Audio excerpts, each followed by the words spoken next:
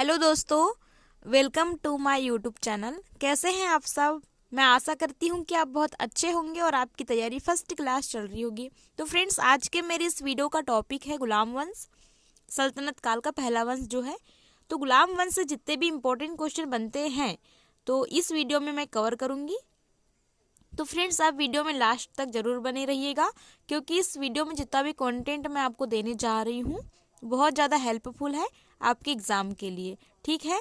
और फ्रेंड्स, अगर आप चैनल पे नए हैं तो ज़रूर सब्सक्राइब करिएगा और अधिक से अधिक शेयर करिएगा, है ना, क्योंकि नया चैनल है, आपके सपोर्ट की बहुत ज़रूरत है। और आप इस यकीन के साथ सपोर्ट कीजिए कि आपको जीके जीएस, है ना, हिस्ट्री, मतलब जितने भी सब्जेक्ट बनते हैं जीके जीएस के अंतर्गत, उसमें कोई प्रॉब्लम्स नहीं होगी। बस आप सपोर्ट कीजिएगा, ठीक है, क्योंकि नया चैनल है। तो चलिए आगे बढ़ते हैं और पहला क्वेश्चन लेके आती हूँ। क्वेश्चन है, गुलाम वंश की स्थापना कब और किसने की थी? तो दोस्तों, जो गुलाम वंश है उसकी स्थापना किसने की थी? आप सभी जानते हैं, कुतुबुद्दीन ऐबक ने। ठीक है, लेकिन कब की थी ये थोड़ा सा डिफिकल्ट है, बट इट्स ओके, हम याद कर लेंगे। ठीक है, 1206 ईस्वी में गुलाम वंश की स्थापना हुई थी। किसने की थी? तो कुतुबुद्दीन ऐबक ने। ठीक है, ये गुलाम वंश इसलिए नाम पड़ा दोस्तों क्योंकि एक गुलाम ने इस वंश की स्थापना की थी। ठीक है, कुतुबुद्दीन ऐबक, जो कि किसका गुलाम था? मोहम्मद गौरी का। सेकंड क्वेश्चन भी वही है कि कुतुबुद्दीन ऐबक किसका गुलाम था? तो यह था मोहम्मद गौरी का गुलाम था। ठीक है, मोहम्मद गौरी, इन्हें जानती होंगे आप, जो महमूद गजनी था, है ना, जो कि एक लुटेरा था जिसने भारत पे 17 बार आक्रमण किया था, है ना। उस लुटेरे बेवकूफ का पुत्र था ये मोहम्मद गौरी। तो आपको तो इसे भूलना ही नहीं होगा, है ना। तो किसका गुलाम था ये? मोहम्मद गौरी का। तो आपको याद रख लेना है। अगला है, गुलामों को फारसी में क्या कहते हैं? तो आपको याद रख लेना है कि गुलामों को फारसी में कहते हैं बंदगा, है ना। जैसे सैनिक के लिए या कोई भी चीज की नीड होती थी तो इन्हें खरीद के लाया जाता था। ठीक है, फारसी में क्या कहा जाता था? बंदगा। अगला देखते हैं, कुतुबुद्दीन ऐबक ने अपना राज्याभिषेक कब करवाया था? तो 1506 में अपना राज्याभिषेक करवाया था फ्रेंड्स, क्योंकि हमने पीछे देखा कि 1506 में ही कुतुबुद्दीन ऐबक ने गुलाम वंश की स्थापना की थी और इसी वर्ष में अपना राज्याभिषेक करवाया था। ठीक है, अगला प्रश्न है, कुतुबुद्दीन ऐबक ने अपनी राजधानी बनाया था। तो आपको याद रख लेना है कि लाहौर को अपनी राजधानी कुतुबुद्दीन ऐबक ने बनवाया था। तो लाहौर, जो कि अभी प्रेजेंट में पाकिस्तान में है ना। तो याद रख लेना है आपको कि कुतुबुद्दीन ऐबक ने अपनी राजधानी किसे बनाया था? तो लाहौर को। ठीक है, अगला है कुतुब मीनार। आप सभी जानते हैं कुतुब मीनार, है ना। तो कुतुब मीनार की नींव रखने वाला जो शासक था उसका नाम देखिए फ्रेंड्स। जो कुतुब मीनार है ना, इससे रिलेटेड स्वरूप, रंग बदल बदल के क्वेश्चंस पूछते हैं एग्जाम में। तो आपको ये तो याद होगा ही कि इल्तुतमिश का जो काम है पूरा कंप्लीट करवाया था इल्तुतमिश ने, बट इसको, इसकी नींव रखने वाला या इसको शुरू करने वाला वो था कुतुबुद्दीन ऐबक। तो आपको याद रख लेना है। अगला देखते हैं, दिल्ली में स्थित कुवत उल इस्लाम मस्जिद, है ना, दिल्ली में स्थित कुवत उल इस्लाम मस्जिद किसने बनवाया था? तो इसे बनवाया था कुतुबुद्दीन ऐबक ने। तो याद रख लीजिएगा, मस्जिद का नाम है कुवत उल इस्लाम मस्जिद। किसने बनवाया था? तो कुतुबुद्दीन ऐबक ने। अगला है, अजमेर में स्थित 2.5 दिन का झोपड़ा। तो आपको यहाँ पे एक चीज नोटिस करनी होगी कि अगर पूछा जाता है कि 2.5 दिन का झोपड़ा कहाँ पर है, तो वह होता है अजमेर, इसका आंसर, है ना। और अजमेर कहाँ पे है? तो राजस्थान में है। और इसे बनवाया किसने था? तो कुतुबुद्दीन ऐबक ने। तो आपको याद रख लेना है कि 2.5 दिन का झोपड़ा किसने बनवाया था? तो कुतुबुद्दीन ऐबक ने। और मस्जिद का नाम है कुवत उल इस्लाम मस्जिद, जो कि कहाँ पे है? दिल्ली पे है। इसे भी बनवाने वाला था कुतुबुद्दीन ऐबक। ठीक है, अगला देखते हैं, कुतुबुद्दीन ऐबक को क्या कहा जाता है था? तो इसे कहा जाता था लाख बख्श। ठीक है, लाख बख्श का मतलब होता है लाखों का दान देने वाला। शायद हो सकता है बहुत ज्यादा दान देता रहा होगा, इसलिए इसे लाख बख्श कहा गया था। ओके, अगला देखते हैं, प्राचीन नालंदा विश्वविद्यालय। तो आपको जानना होगा कि नालंदा विश्वविद्यालय अभी कहाँ है प्रेजेंट में? तो यह पड़ता है बिहार में, है ना। बिहार के नालंदा में पड़ता है नालंदा विश्वविद्यालय। को ध्वस्त करने वाला ऐबक का सहायक सेना नायक कौन था? तो यह था बख्तियार खिलजी, है ना, महान पापी था जिसने नालंदा विश्वविद्यालय को ध्वस्त कर दिया था। तो आपको याद रख लेना है। अगला है, कुतुबुद्दीन ऐबक की मृत्यु कब और कैसे हो गई? तो देखिए, आपको कमेंट करना है कि कुतुबुद्दीन ऐबक ने अपना राज्याभिषेक कब करवाया था। ठीक है, तो 1210 में कुतुबुद्दीन ऐबक की मृत्यु हो गई। और क्या करते समय हो गई थी? तो चौगान खेलते समय। अभी प्रेजेंट में जिसे पोलो कहा जाता है उसे पहले चौगान कहा जाता था। ठीक है, तो चौगान खेलते समय 1210 में कुतुबुद्दीन ऐबक की मृत्यु हो गई, इतना कंफर्म। ठीक है, अगला है कुतुबुद्दीन ऐबक को कहाँ दफनाया गया? तो इसे दफनाया गया लाहौर में। ठीक है, लाहौर अभी कहाँ है? तो पाकिस्तान में है, याद रख लीजिएगा। लाहौर में दफनाया गया किसको? कुतुबुद्दीन ऐबक को। और मृत्यु हो गई थी 1210 में। ठीक है, राज्याभिषेक कब करवाया था आपको कमेंट करना है। अगला देखते हैं, कुतुबुद्दीन ऐबक का उत्तराधिकारी कौन हुआ? तो जो कुतुबुद्दीन ऐबक है उसका उत्तराधिकारी हुआ आराम शाह, जिसने 8 महीने तक शासन किया केवल। तो देखिए, इससे थोड़ा देख लीजिएगा, इंफॉर्मेटिव है, मतलब जरूरी याद कर ही लेना। 8 महीने तक शासन किया आराम शाह। ओके, अगला प्रश्न है, इल्तुतमिश दिल्ली की गद्दी पर कब बैठा? तो देखिए, पीछे हमने देखा कि जो कुतुबुद्दीन ऐबक है उनकी मृत्यु हो गई थी 1510 में, है ना, सॉरी 1210 में, है ना, 1210 में हो गई। और जस्ट 1211 में, है ना, 1 साल बाद में इल्तुतमिश दिल्ली की गद्दी पर बैठ गया। तो इल्तुतमिश कौन था आपको ये जानना है। तो जो इल्तुतमिश है वह गुलाम था कुतुबुद्दीन ऐबक का और दामाद भी था। देखिए भाई, उस जमाने में अपने गुलाम को भी दामाद बना लिया करते थे, क्या ही बात थी, है ना।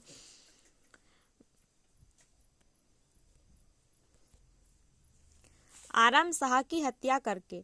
ठीक है, तो आपको याद रख लेना है कि गद्दी पर बैठा 1211 में आराम शाह की हत्या करके। अगला है, ऐबक की मृत्यु के समय इल्तुतमिश कहाँ का गवर्नर था?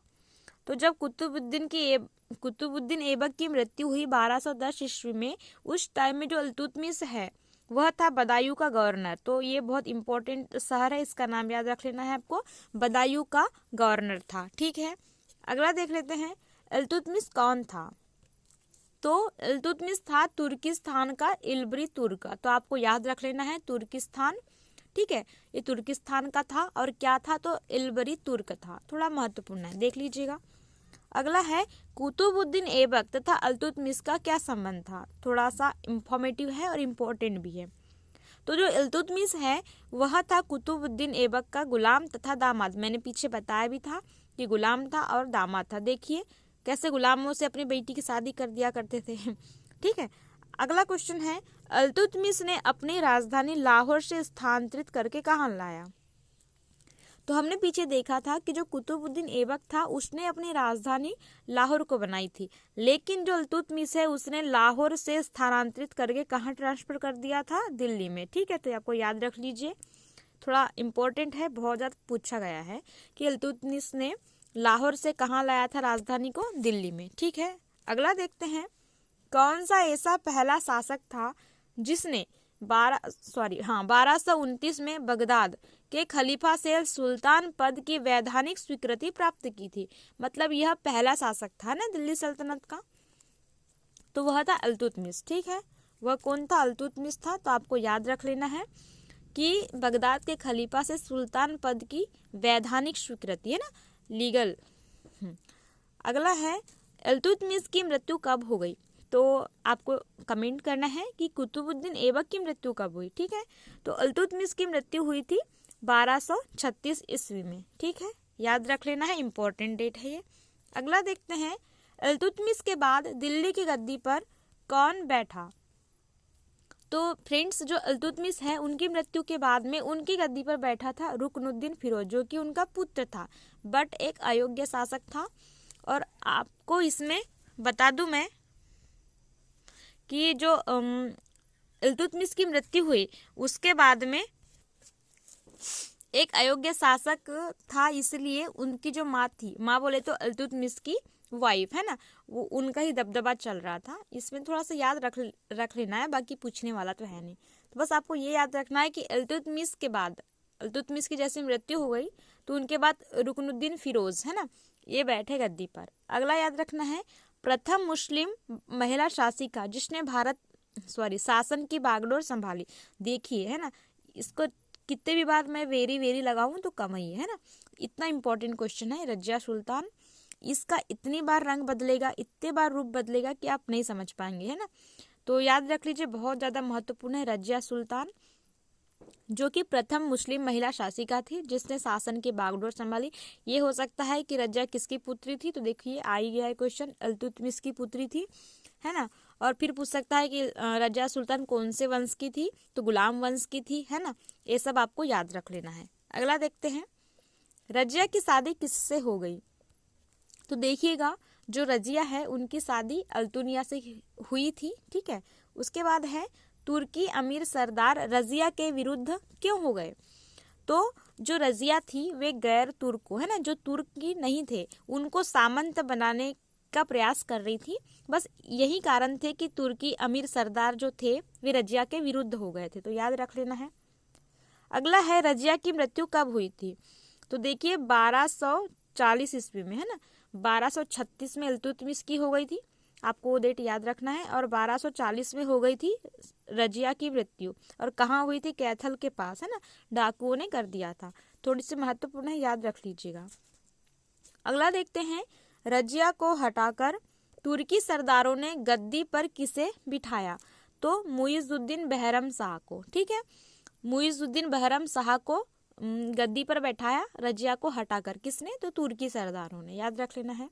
अगला है, बहरम शाह के बाद दिल्ली का सुल्तान कौन बना। तो देखिएगा, अलाउद्दीन मसूद शाह, है ना, 1242 में। जैसे देखा हमने पीछे देखा कि 1240 में रजिया की तो मृत्यु हो गई। उसके बाद में कौन था, मुइजुद्दीन बहरम शाह, इसको भी इन्होंने नहीं टिकने दिया, है ना।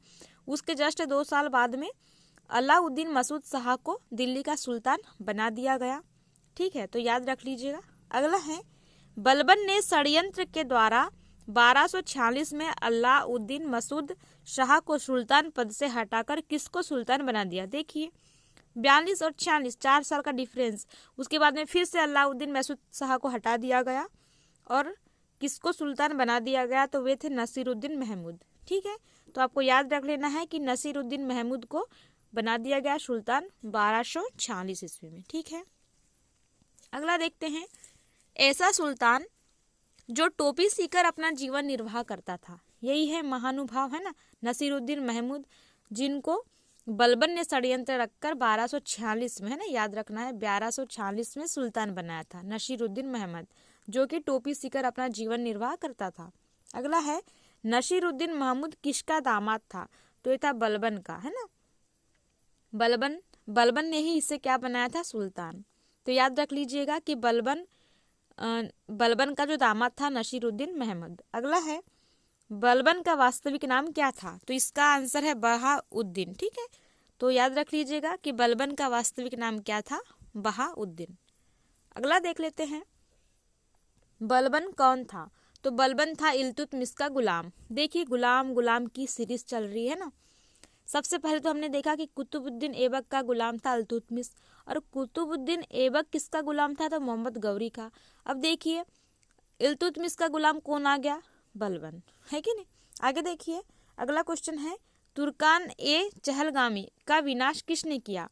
मतलब तुर्कान ए चहलगामी एक क्या थी, एक संगठन था, है ना, जिसका निर्माण किया था इल्तुतमिश ने, लेकिन इसको समाप्त किसने कर दिया था, तो बलबन ने। ये तो वेरी वेरी इंपॉर्टेंट क्वेश्चन है, याद रखिएगा कि तुर्कान ए चहलगामी को किसने समाप्त कर दिया था, किसने खत्म कर दिया था, विनाश, ये सब एक ही है, ठीक है। तो बलबन ने। आगे देखिएगा, बलबन 1266 ईस्वी में किस नाम से दिल्ली की गद्दी पर बैठा। अब देखिए दामाद को सुल्तान बनाने से भी इनका जी नहीं भरा, तो ये खुद ही बन गए गियासुद्दीन बलबन। अपना नाम क्या रखा इन्होंने, गियासुद्दीन बलबन। तो याद रखिएगा, महत्वपूर्ण है। अगला है, बलबन ने राज दरबार में किस प्रथा की शुरुआत की। तो देखिए 2 प्रकार की प्रथा की शुरुआत की इन्होंने, सिजदा प्रथा और पैबोस, ठीक है। सिजदा मतलब सर झुका के, और पैबोस यानी पैरों को चूम के। तो 2 प्रथा की शुरुआत की थी बलबन ने, याद रखिएगा, इंपॉर्टेंट है। अगला है, फारसी रीति रिवाज पर आधारित नवरोज उत्सव, है ना, जो कि अभी भी फारसी लोग मनाते हैं। नवरोज उत्सव का प्रारंभ किसने किया था। तो इसे प्रारंभ करने वाला था बलबन, है ना। नवरोज उत्सव जो कि फारसी लोग मनाते हैं, इसका प्रारंभ किया था बलबन ने। अगला है, अपने विरोधियों के प्रति बलबन ने कौन सी नीति का पालन किया था। तो लौह तथा रक्त, ये तो वेरी वेरी इंपॉर्टेंट है ना, याद रखिएगा कि लौह तथा रक्त नीति का प्रयोग मतलब पालन किया था बलबन ने, ठीक है, अपने विरोधियों के प्रति। अगला है, नसीरुद्दीन महमूद ने बलबन को कौन सी उपाधि प्रदान की? तो नसीरुद्दीन महमूद जो कि दामाद थे बलबन के, उन्होंने बलबन को उलुग खां की उपाधि दी थी। तो याद रखिएगा उलुग खां, ठीक है। अगला देखते हैं, बलबन के दरबार में फारसी के प्रसिद्ध कवि रहते थे, अमीर खुसरो या अमीर हसन, है ना, इन दोनों का नाम याद रखना है। तो कौन से दो प्रसिद्ध कवि रहते थे? अमीर खुसरो और अमीर हसन। देखो दोनों के नाम अमीर अमीर से आते हैं, आपको खुसरो याद रखना है और हसन याद रखना है। अगला देख लेते हैं, गुलाम वंश का अंतिम शासक कौन था? तो गुलाम वंश का अंतिम शासक था समुद्दीन कैमर्स, है ना, ये ना नहीं है, याद रख लीजिएगा, समुद्दीन कैमर्स अंतिम शासक था गुलाम वंश का। अगला है, कुतुब मीनार के निर्माण को पूरा करवाने वाला सुल्तान। तो मैंने पीछे बताया था इल्तुतमिश ही है जिन्होंने कुतुब मीनार को ख़त्म किया था, मतलब इसका निर्माण को पूरा करवाया था, ठीक है, याद रखिएगा। और इनकी नींव रखने वाले थे कुतुबुद्दीन ऐबक। अगला देखते हैं, इक्ता प्रणाली को चलाने वाला दिल्ली सल्तनत का सुल्तान था। तो वो था इल्तुतमिश। इल्तुतमिश ने इक्ता प्रणाली शुरू की थी, वेरी वेरी इंपॉर्टेंट, है ना। इक्ता प्रणाली किसने शुरू की थी, ऐसा आ सकता है, इल्तुतमिश। अगला है, तुर्कान ए चहलगामी, मैंने पीछे बताया था, ये 40 गुलाम सरदारों का एक समूह हुआ करता था, एक संगठन हुआ करता था, और इसको बनवाने वाला था इल्तुतमिश, और पीछे हमने देखा था कि इसको समाप्त करने वाला था बलबन। ओके। अगला है, चांदी का टका तथा तांबा का जितल, है ना, ये दो प्रकार के सिक्के थे जो कि कैसे थे, शुद्ध अरबी सिक्के थे। इनका सबसे पहले प्रचलन किसने जारी किया था? तो ये था इल्तुतमिश, है ना, जिसने चांदी का टका और तांबा का जितल जारी किया था। वेरी वेरी इंपॉर्टेंट, है ना। हो सकता है इसका रूप बदल के आए, लेकिन क्वेश्चन आएगा। अगला देखते हैं, अरे सॉरी, है ना, क्वेश्चन खत्म हो चुके हैं। आज के लिए बस इतना ही, मिलते हैं कल नए वीडियो में नए टॉपिक के साथ में।